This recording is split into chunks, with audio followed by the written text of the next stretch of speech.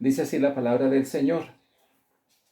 Según nos escogió en Él antes de la fundación del mundo, para que fuésemos santos y sin mancha delante de Él, en amor, habiéndonos predestinado para ser adoptados hijos suyos por medio de Jesucristo, según el puro afecto de su voluntad.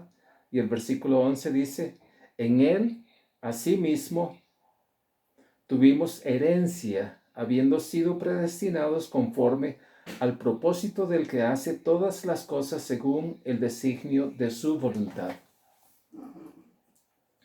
Esta charla forma parte de una serie de estudios que he estado realizando del libro de Efesios. Esta sería fundamentalmente la cuarta charla sobre este libro. El tema que vamos a tratar hoy es la predestinación. El versículo 4 lo había tratado en la charla anterior, pero esta vez quiero hacer un enfoque un poquito diferente. Dice Pablo es el único apóstol que menciona la palabra predestinación en el Nuevo Testamento. Lo hace un total de 8 veces en el libro de Romanos, aquí en Efesios y también en Corintios. Aparte de eso, sí hay otras expresiones similares, pero utilizando otro tipo de verbo. Más adelante vamos a ver todos esos detalles. El estudio es bastante detallado, hay muchas citas bíblicas, se requiere leer mucho para más o menos ir como dilucidando un poco este tema. Y no es que yo haya logrado resolverlo, pero Dios me ha ido dando un poco de sabiduría en cada uno de los pasos que he ido ejecutando para este estudio. Y quiero compartir hoy esta parte. En realidad, solamente estos 3 versículos son como 3 o 4 estudios que se van a derivar. Bien, voy a invitarlos a orar para que el Señor nos guíe en esto. Te damos gracias, Padre amado, porque nos podemos presentar delante de ti cada día para que tú nos instruyas, nos digas lo que debemos hacer, lo que somos y lo que seremos, Señor. Te agradecemos, Padre, tu cuidado que has tenido para con nosotros desde antes de la fundación del mundo, y ahora que estamos aquí presentes, Padre, nos regocijamos en que tú moras en nosotros y somos tus hijos. Te bendecimos, te adoramos y te damos gracias en el nombre de Jesús. Amén. Amén. Bien, Efesios es una de las cartas paulinas donde se menciona aspectos o condiciones que Dios predestinó para los creyentes. En realidad, en el Nuevo Testamento solo Pablo utiliza el término predestinar para referirse no solo a las bendiciones que Dios ha preparado para los que creen, sino a los que Dios ha elegido con propósitos específicos antes de la fundación del mundo. Asimismo, el tema de la predestinación no es exclusivo de Pablo, sino que otros apóstoles también lo hacen o hacen uso de este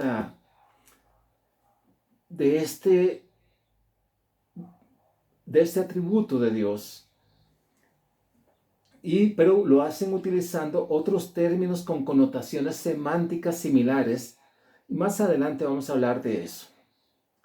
La predestinación de las bendiciones en Cristo es algo obvio en la Biblia, pero el asunto se complica cuando se habla de predestinación para la salvación, como un acto intencionado de Dios. No creo que exista una predestinación para ser salvo. La gracia es dinámica y participan en ellas Dios y los hombres como objeto de la misma. Esta tesis es solo la introducción de un asunto de por sí difícil de abordar y que ha generado amplia controversia entre los estudiosos de la Biblia. No obstante, con lo que conocemos, podemos hacer un acercamiento para definir la predestinación de Dios para los creyentes de la siguiente forma, dentro del contexto de fe. La predestinación es el propósito eterno de Dios mediante su gracia para todos los que han creído. Esta definición abarca dos contextos existenciales que se desarrollan en dos estadios diferentes. El primero se extiende desde el momento de su conversión y durante todo ese tiempo que viva sobre la tierra después de eso. Y el segundo, la manifestación plena de dichas bendiciones y dones cuando los creyentes compartan con el Señor Jesucristo en el cielo. Ahora, no solo se trata de una forma de vida dentro de estadios definidos por la relación del creyente con Dios, sino todo lo implicado en el proceso.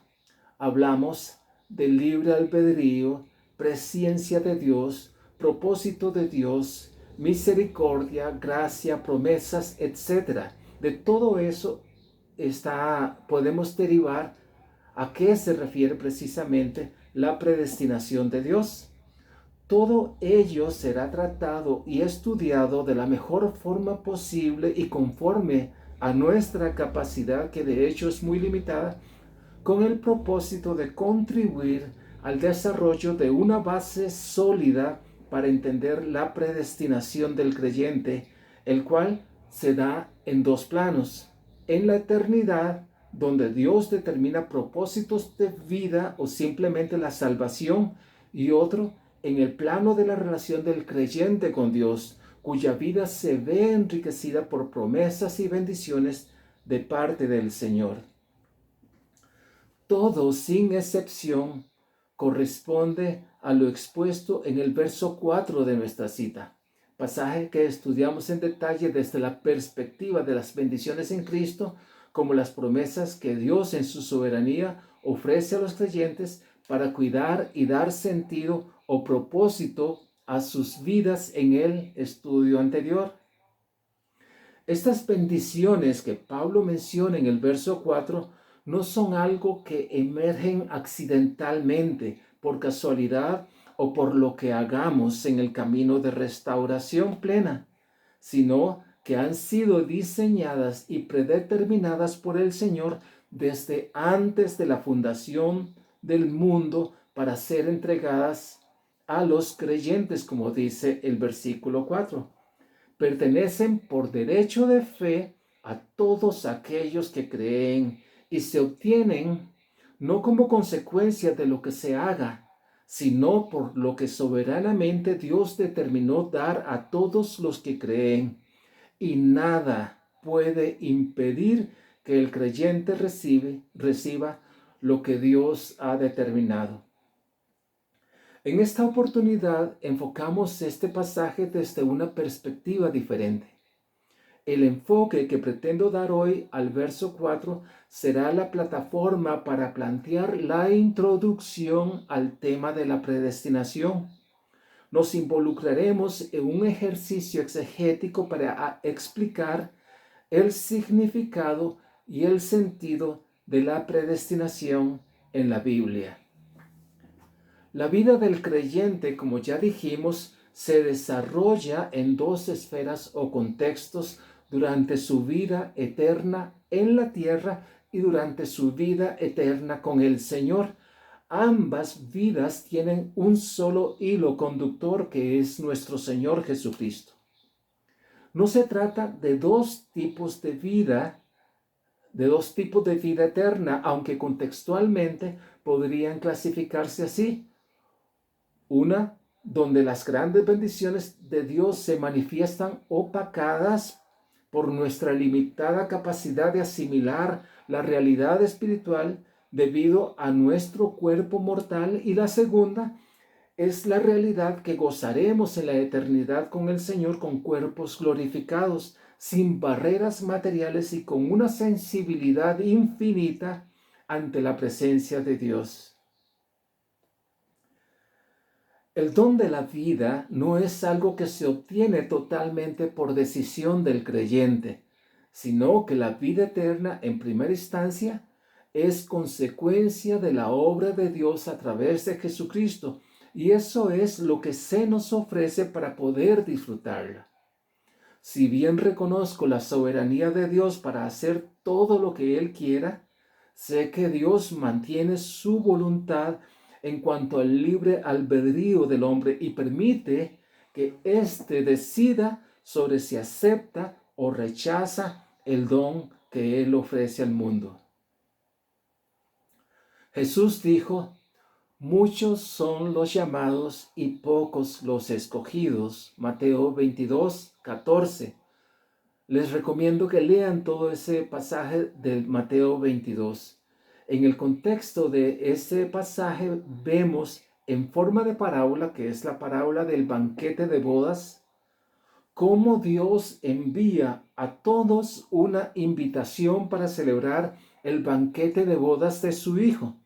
Sin embargo, los que fueron invitados se rehusaron a asistir y hasta maltrataron y mataron a los mensajeros del rey. Aquí es obvio que los invitados podrían decidir si asistían o no al banquete y todos rechazaron esa invitación. Entonces, el rey extendió la invitación a todo el mundo y muchos asistieron a la boda. Pero cuando el rey entró a ver a los invitados, verso 11, había uno que no estaba vestido para la boda, y el rey hizo que lo echaran fuera. Hay muchos que se dicen creyentes, conocen de las Escrituras y tienen apariencia de piedad, pero si no está vestido con el traje de bodas, será echado afuera. En términos espirituales es estar revestidos de Cristo.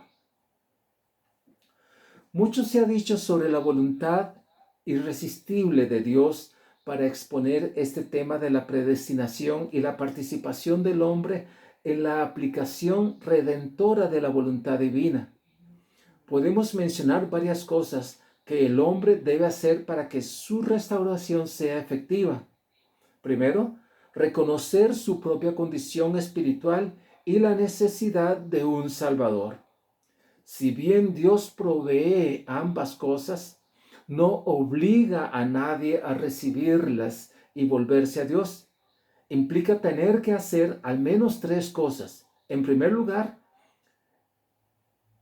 el reconocimiento de la condición espiritual caída que tiene cada uno de nosotros.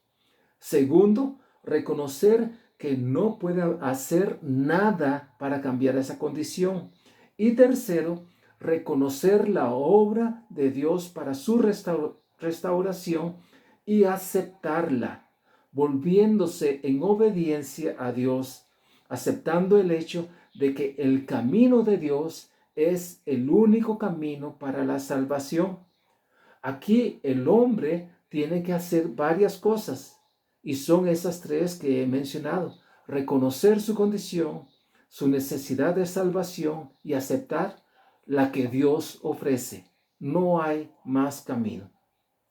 Recapitulando, nada ni nadie puede resistirse a Dios, pero es su voluntad que el hombre se vuelva a Él y le obedezca voluntariamente. Recuerdo un pastor que decía: Dios es un caballero y no te impondrá su voluntad en cuanto a fe, sino que te dará la oportunidad a ti de decidir si quieres recibir o no el don de la obra redentora que Dios ejecutó desde antes de la fundación del mundo. Una decisión de esta naturaleza no es fácil para el hombre común, porque el orgullo, la altivez y la arrogancia los domina. Todo pecado es producto del orgullo o la soberbia. El hombre común todavía cree que gobierna sobre la creación y no se ha dado cuenta de que es un desventurado, miserable, pobre, ciego y desnudo. Apocalipsis 3:17. Desde el punto de vista de nuestro enfoque, el verso 4 de nuestra cita puede interpretarse como un tipo de predestinación, similar a la que experimenta un hijo que ha de recibir la herencia de su padre. Ese hijo tiene por derecho o por decisión de su padre, la promesa de heredar lo que éste ha acumulado una vez que falte. Pero mientras viva, solo disfrutará esos bienes en forma indirecta y restringida. Del mismo modo, el creyente experimenta las bendiciones espirituales en Cristo durante su vida en la tierra, en forma restringida, con la certidumbre que el esplendor de lo que Dios ha preparado en el cielo para él es infinitamente más glorioso. El creyente en ese sentido es como Abraham en Génesis 15, que salió de su tierra creyendo en una promesa que Dios le había hecho. No llegó a verla plenamente durante su peregrinar, pero creyó en la promesa y se apropió de ella. Romanos 4:3. No hay diferencia en cuanto a lo que Dios prometió a Abraham y lo que ha prometido al creyente. Mientras el creyente vive en la tierra, tiene en su horizonte un Jordán que atravesar. Pero las promesas que tiene el creyente son igual de sublimes a las que recibió Abraham en cuanto a gloria, seguridad, protección, gozo y paz. Promesas que recibió y disfrutó Abraham en la tierra como manifestaciones del amor de Dios, al igual que las bendiciones que el creyente goza ahora, producto de ese mismo amor de Dios que no cambia. En otras palabras, las pruebas, las luchas, el dolor, el llanto, la angustia, la duda y el temor son sombras que se van desvaneciendo conforme se establece el reino de Dios en cada uno de nosotros. Tanto es así que el salmista afirma: la descendencia de los justos será bendecida. Salmo 112:2. Y Jesús confirma esa enseñanza cuando expone las bienaventuranzas diciendo: el reino de los cielos les pertenece. Serán consolados, recibirán la tierra como herencia, serán saciados, serán tratados con compasión, verán a Dios, son llamados hijos de Dios. El reino de los cielos les pertenece, les espera una gran recompensa en el cielo. Mateo 5, capítulo 3, versículo 3 al 12. Todas estas promesas apuntan al reino que Dios ha establecido entre los hombres de buena voluntad. Lucas 2:14. Noten que las bendiciones que se mencionan se refieren a cosas que se reciben en la tierra como consecuencia de la transformación que hace el Espíritu, y aunque pareciera que esas bendiciones están categorizadas en determinados estadios de desempeño, no es así. Por ejemplo, se dice que los de limpio corazón en el verso 8 verán a Dios, y que a los pobres de espíritu, verso 3, y a los que perseveran durante la persecución, verso 10, les pertenece el reino de los cielos. No son categorías. Lo cierto es que cada una de esas bendiciones no categorizan diversos tipos de creyentes, sino de cualidades y atributos comunes de todos los creyentes. Jesús no habla de grupos de creyentes que sobresalen en una cosa o en otra. Habla de creyentes que experimentan en alguna medida cada una de las circunstancias que desemboquen en lo opuesto. Es decir, van a recibir consuelo, van a recibir fortaleza, van a tener o a ser perseverantes, van a recibir galardones, etc. Porque no hay diferencia. Todos los que hemos creído y todos los que creen son hijos de Dios y le veremos un día cara a cara. Todas las promesas contenidas en las bienaventuranzas son para todos los creyentes. Eso está predestinado de esa forma. Dios está en los cielos, por eso oramos, Padre nuestro que estás en los cielos. Si vamos a estar en su presencia y lo estamos, nada puede impedir que le veamos y que disfrutemos del reino de Cristo o el reino que Cristo vino a instaurar en la tierra. No debemos morir físicamente para disfrutar del reino de los cielos. Desde el momento de nuestra conversión, no solo estamos en el reino de los cielos, sino que disfrutamos de él. Todos somos pobres de espíritu, por eso Dios puso su espíritu en nosotros para que perseveremos. Todos hemos sufrido en diferente medida, por eso somos consolados. Todos procuramos imitar a Cristo, emulando su mansedumbre, por eso heredaremos la tierra. Todos ansiamos un reino de justicia, por eso seremos saciados. Somos lo que somos por misericordia, por eso somos misericordiosos. Nuestro corazón ha sido renovado y Dios se complace en eso. Por eso le vemos con nuestros propios ojos. En fin, no importa cuál sea el don del creyente o el área de su desempeño, todos recibirán esas promesas que menciona Jesús en este maravilloso sermón. ¿Cuándo? Todo eso fue determinado antes de la fundación del mundo para que lo disfrutemos como hijos del Altísimo. A Adán se le dio todo, pero él lo entregó a Satanás. Y el segundo Adán, Cristo, lo recuperó para los que seríamos llamados hijos de Dios. Toda persona que verdaderamente recibe a Cristo como su Salvador personal es un hijo de Dios y tiene vida eterna. Primera de Juan 2:25 y 3:1. Nuestra naturaleza a partir de ese momento es renovada día con día hasta la perfección plena, cuando seremos como los ángeles, dijo Jesús en Lucas 20:36.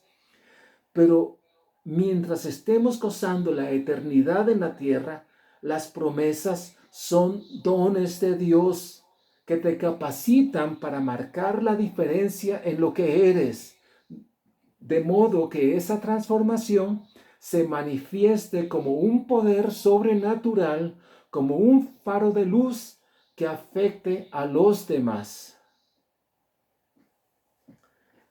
En este verso 4 en particular, pareciera que el tema de la predestinación se circunscribe a las promesas que Dios hace a través de su palabra a los creyentes.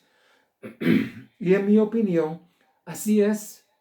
Pero algunos estudiosos han extendido el concepto de predestinación un poco más allá, afirmando que la predestinación se extiende hasta la elección de los que serán salvos, y eso está lleno de controversia. Con permiso.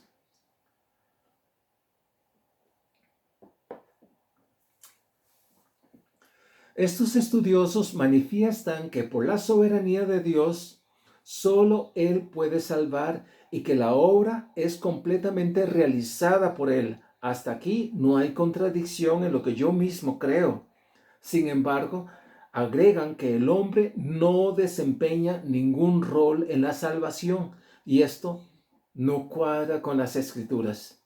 Basta exponer la parábola que leímos al comienzo sobre las bodas del hijo, ¿verdad?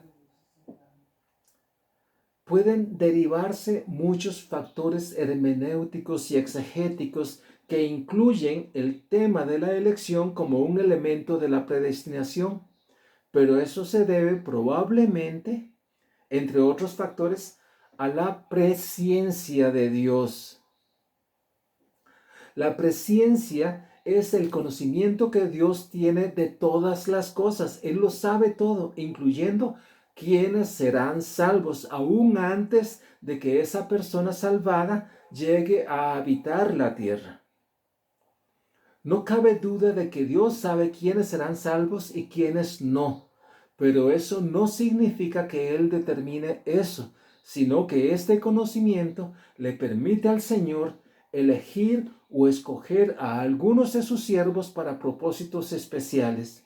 Escogió, por ejemplo, a Jeremías, a Moisés, a David, a Isaías, a Elías, a Eliseo, etc., para ejecutar su propósito, y nos ha elegido a nosotros no para ponernos en un escaparate de cristal, sino para que le glorifiquemos en cada una de nuestras acciones.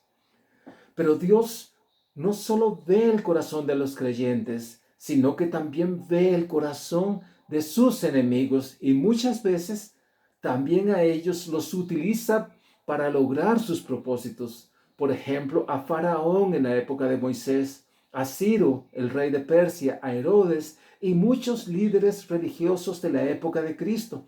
Cada uno fue utilizado por Dios para lograr su propósito, porque su soberanía es irresistible.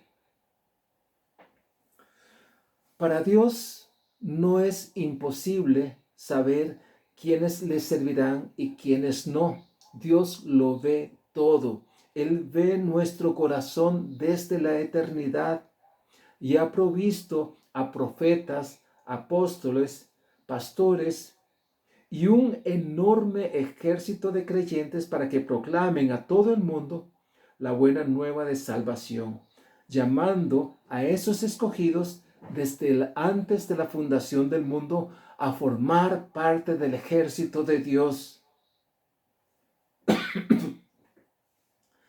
A los creyentes se les ha dado un tesoro invaluable que es el Evangelio de Cristo, y debemos proclamarlo, porque todos los escogidos deben escucharlo para que se acerquen a Dios. No todos tenemos el don de palabra para predicar o para enseñar, pero podemos mostrarnos al mundo y que el mundo vea a Cristo en nosotros. El criminal crucificado con Cristo, que se arrepintió en el último momento de su vida, no dijo un sermón significativo, sino que nos mostró su pobreza de espíritu, y Cristo le aseguró que el reino de los cielos ya le pertenecía, no que estaría con él mañana o en su regreso o después de que el mundo terminara. Cristo dijo: hoy estarás. Lucas 23:43. Así que cada uno, conforme al don que le ha sido dado, glorifique a Dios. Si no lo hacemos, las piedras hablarán en lugar nuestro. Lucas 19:40.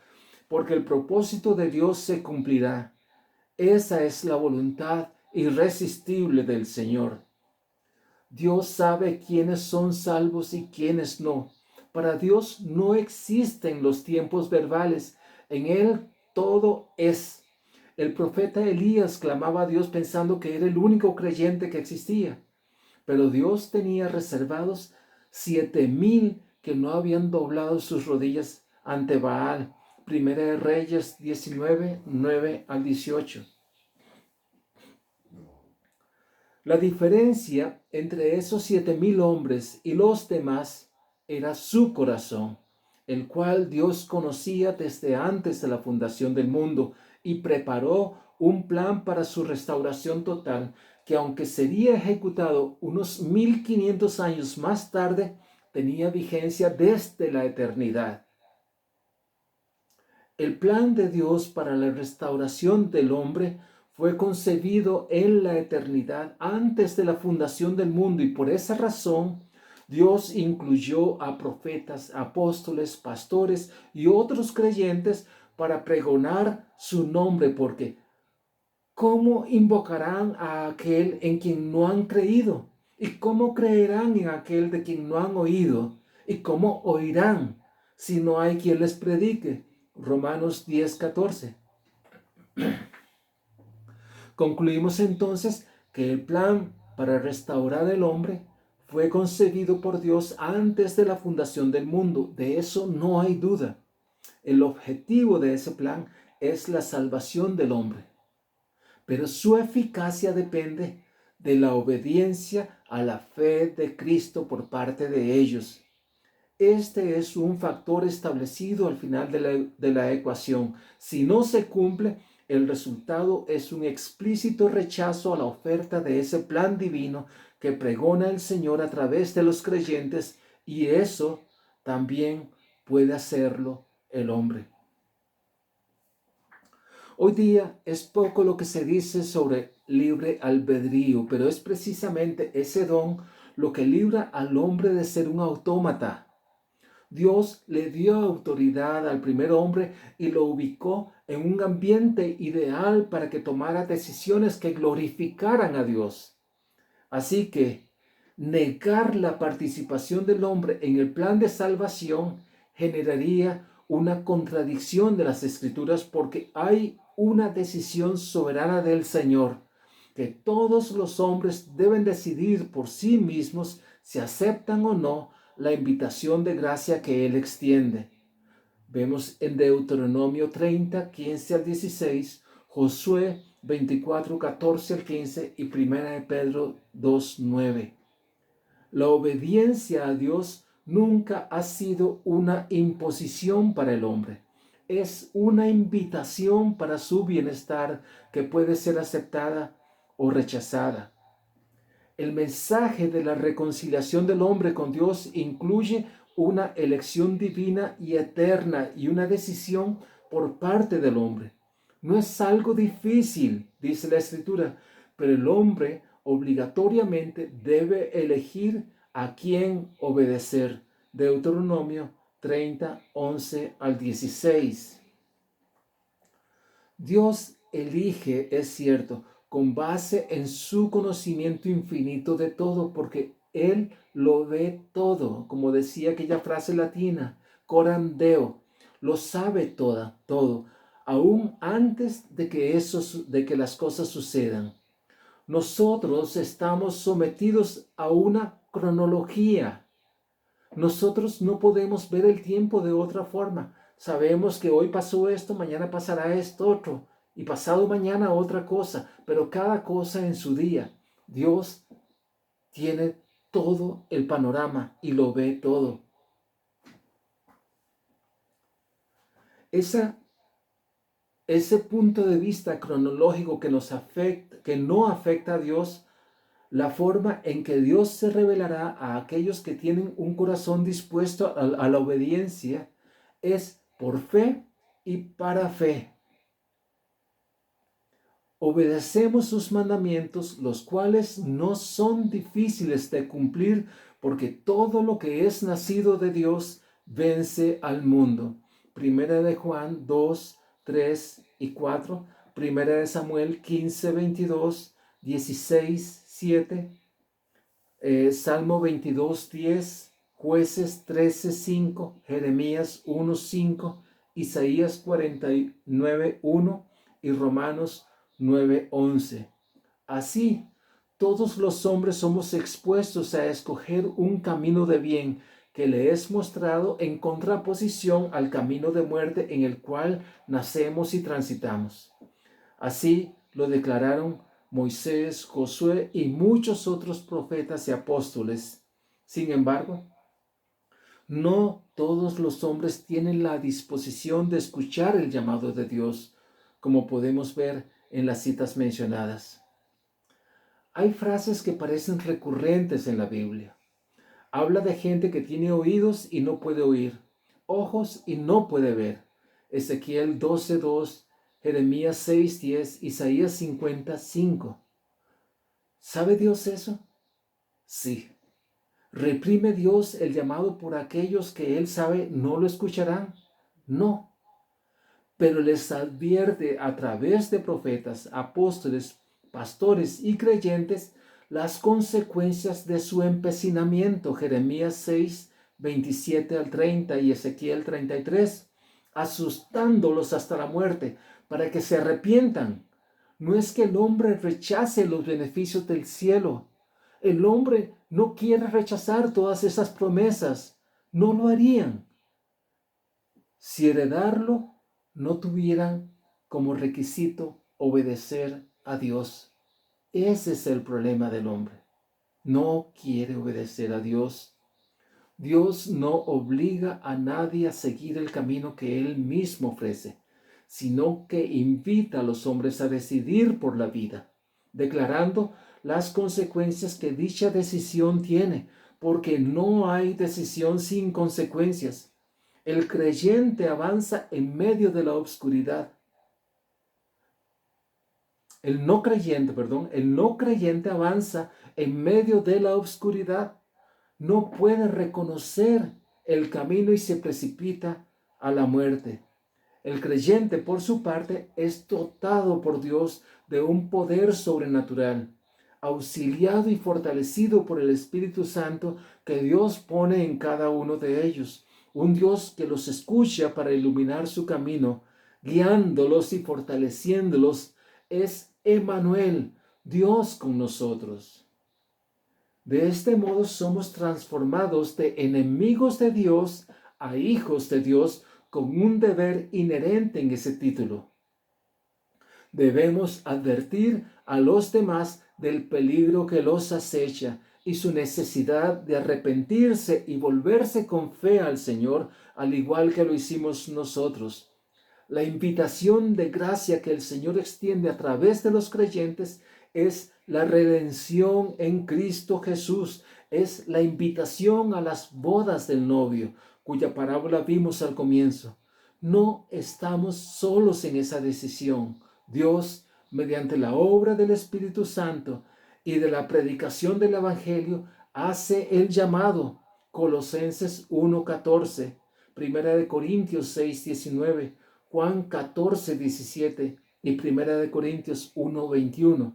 Ese es el marco dentro del cual cada hombre debe decidir si acepta o rechaza la gracia de Dios, pero Dios sabe tanto lo uno como lo otro.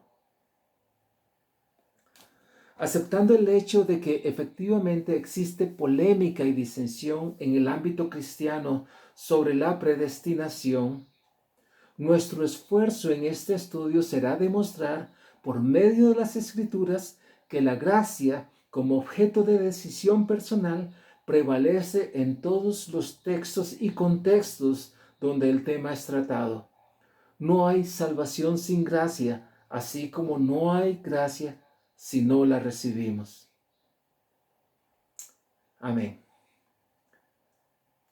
Esto es todo lo que tengo por ahora, hermanos. Los invito a que oremos. Gracias, Padre, te damos por esto que nos has enseñado, Dios mío. Te pido, Dios, que bendigas a cada una de las personas que han escuchado este mensaje, Dios mío, que tú les aclares el enredo que yo pude haber hecho, Dios mío. Sabemos de tu paciencia, de tu amor y de tu gracia, pero sabemos que tú nos vas dando a cada uno de nosotros lo que necesitamos. Confiamos en ti y en ti estamos seguros. Te bendigo, Padre, y te doy gracias en el nombre de Jesús. Amén.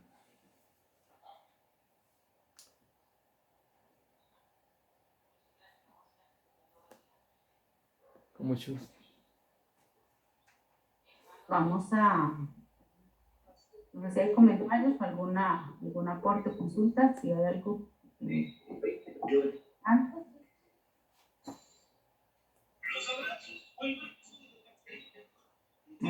Con el audio. Y si no, entonces vamos a las peticiones, opciones de gracia, entonces estaremos escuchando. David me va a ayudar con la oración, entonces, para que cuando David se vaya preparando, ¿no? Jolene iba a decir algo. Sí,